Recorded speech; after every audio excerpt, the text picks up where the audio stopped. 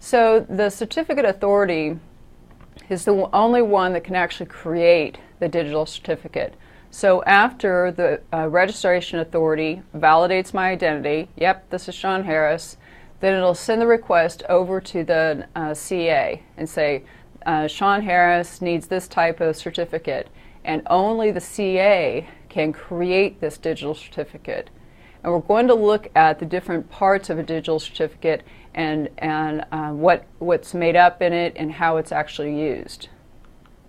So let's walk through the basic steps of being involved in a PKI, and then we'll actually break down the components and see how they work. But let's say you and I want to communicate to you through email, and I can send over my public key, but you don't trust me, you don't know who I am, so you're not going to accept just my public key. So if I want to communicate to you in a trusted manner, I actually have to participate in a PKI, and I have to get a digital certificate.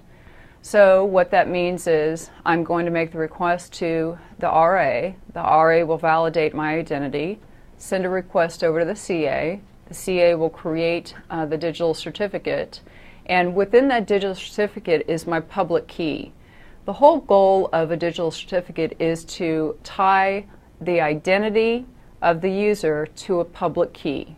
Again, that's important. That's the whole crux of this, is to tie the user's identity to a public key.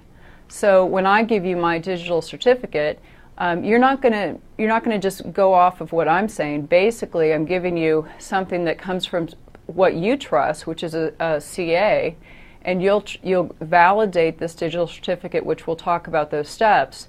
But that will indicate, yes, the CA is vouching for my identity, and then you could take out my public key, and now you trust it. Now you know this public key is Sean Harris's public key.